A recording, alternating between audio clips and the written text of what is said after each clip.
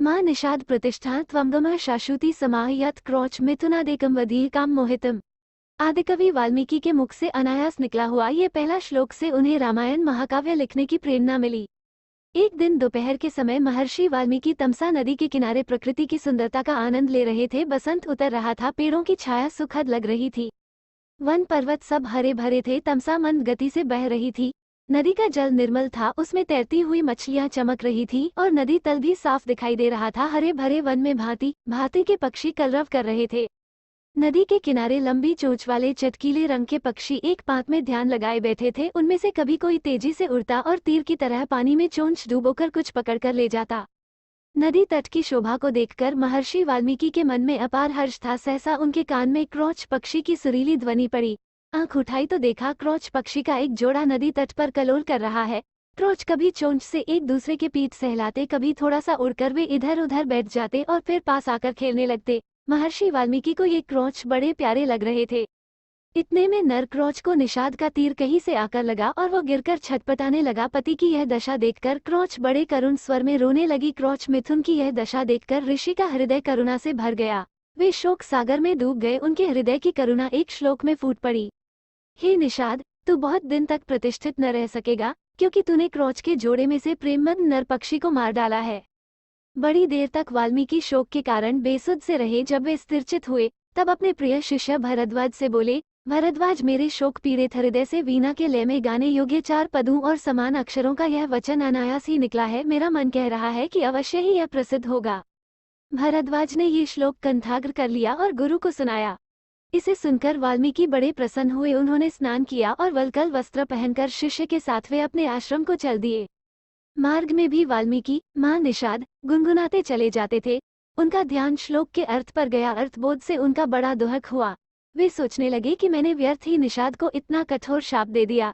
इसी चिंता में मग्न वे चले जा रहे थे कि उनको नारद जी की वाणी याद पड़ी। एक बार नारद जी से उन्होंने पूछा था, हे देवर्षि, मुझे किसी ऐसे पुरुष का नाम बताइए जो गुणवान, बलवान और धर्मात्मा हो, जो सत्य पर दृढ़ रहता हो, अपने वचन का पक्का हो, सबका हित करने वाला हो, विद्वान हो और जिससे बढ़कर सुंदर कोई दूसरा न हो। नारद जी ने कहा था कि ऐसे एक ही पुरुष को मैं जानता हूँ।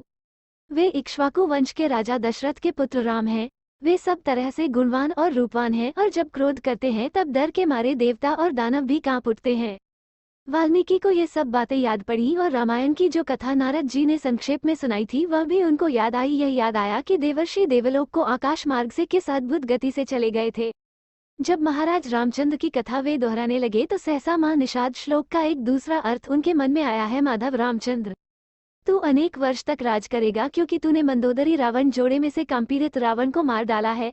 यह अर्थ मन में आते ही उनकी चिंता मिट गई। परंतु मां निषाद श्लोक उनके मन से नहीं निकला। वे उसे प्रायः गुनगुनाते रहे।